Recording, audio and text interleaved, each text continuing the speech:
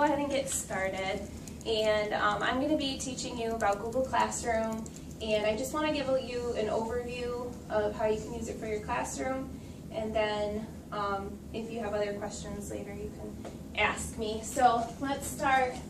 If you want to, on your MacBook, if you have it, you could go to google.com/classroom and you'll see. Can we just go in through the waffle? Yeah, you can do it that way. Or you can, that works too.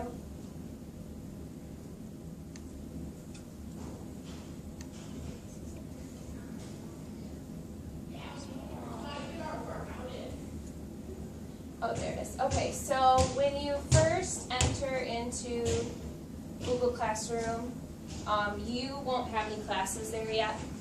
You'll probably have a blank screen unless, like, I know, Rob, you had added my adolescent health classes, so you probably see a couple classrooms there.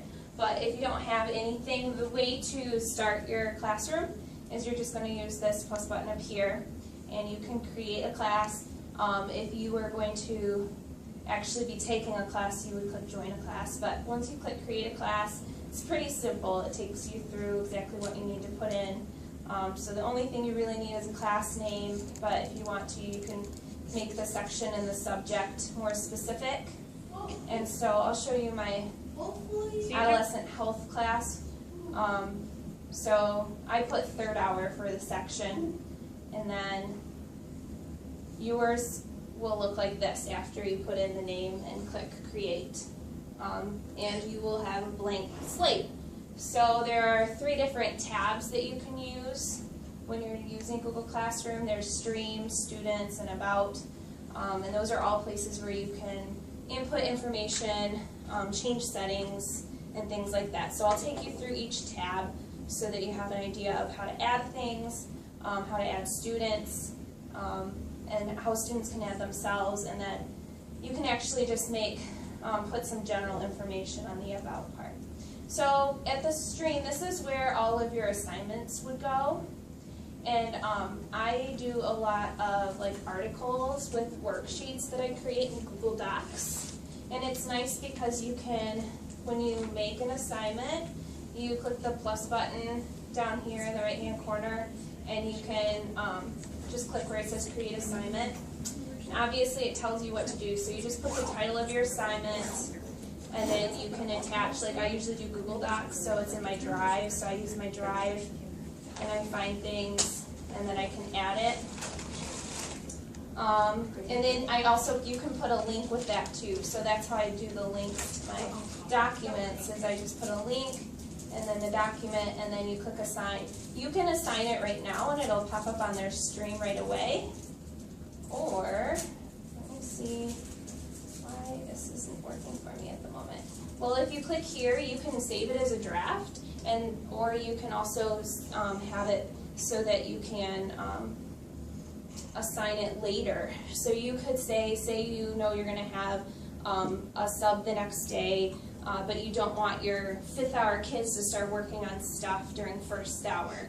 You could assign it and say, please pop up at the time that 5th hour starts.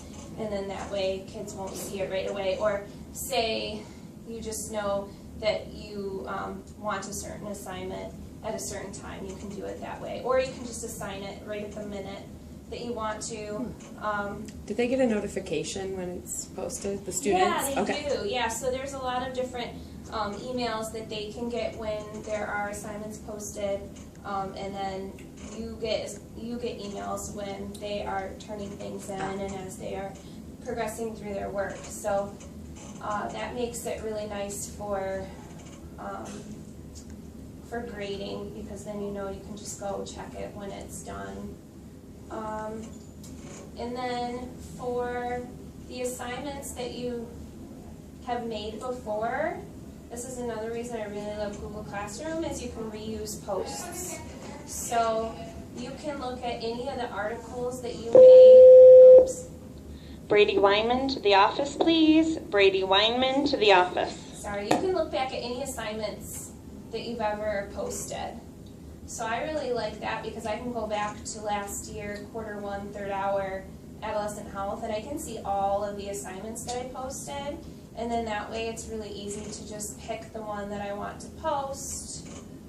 And then it pops up with all the attachments and all the directions, and I can edit it before I actually post it for the class. And it's moving really slow for some reason. There we go. So everything's already there for me, and that makes it really easy, so I don't have to put all these links in again and like go back and do all of that. So that's probably my favorite part about Google Classroom. There is also a way to just create an announcement, so if you just want to put a link up but you don't have an assignment for them to turn in, that's available. You can also create questions. You can do multiple choice or short answer questions for them to answer. I don't use that very often, but I guess if you were trying to get, you can make it so that students can reply to each other. So if you had like say a question at the beginning of class to get them thinking and you wanted them all to kind of see what everyone else is thinking, that would be a good reason to use the questions. Or if you wanted to get a read on preferences from the class, you could do that. So that's how you do assignments and stuff on the stream. You can assign topics, so it's easier to find different assignments, and it shows you when work is due. So if you are making due dates on stuff, it'll take you to all your assignments, how many people have done it, how many aren't done, and things like that. Next, I will talk to you about the students. So before you can assign assignments at any time, but if you want to add kids to your class first, you would go to your class and click on where it says students, and you can do a couple different things. So there's this class code here that is automatically generated. So for this one, it's YTEVR. And so any kid that goes to Google Classroom can just put that code in and they're automatically in the class. So that's really easy. I usually do it that way. But if you have a couple stragglers, like say there's some kids that come in like the next day after you already got everyone added, you can just invite them and it puts them right into the class. So you just use their Dexter School's email and it would put them in. There's also this option to invite guardians. That has been confusing for me, and I think it has something to do with guardians not having the dexterschools.org email addresses. So I guess for Dexter, that's not really a great option yet, but I think it would be cool for parents because they would get a summary of all the work and what's being done in class. You also have the option of changing students and how they can comment or post on the classroom stream. So usually I have it set to only teachers can post or comment at first, and then after we've talked about, you know, what is acceptable and not acceptable for using this kind of program in school, then you can switch it and maybe, you know, start thinking about letting them do their own posts and letting them comment on each other's work. So that's nice to have that. Just in case you have students who are taking advantage of it, you can turn it off. You can always delete things that they put up, but it does get put up automatically. You don't have the option of like approving things before it goes on there. So just have to be kind of careful. And then for the About page, this is just the main page for your whatever your class is. If you want to put like a syllabus or a permission slip, you can add class materials here. It actually puts all of your assignments that you assign into a calendar for you, so you can click the classroom calendar and see all of those. Mine pop up automatically on my Dexter calendar that I use. And then there's the class drive folder, and this is just another way that they organize all the assignments. So automatically in your drive you end up with files for each class. So this is a diction article and worksheet, and this has all my students' work for that worksheet. And so that makes it, you know, that's just another way to access it. For grading, I think that's the last thing that is pretty important for you to know to get started.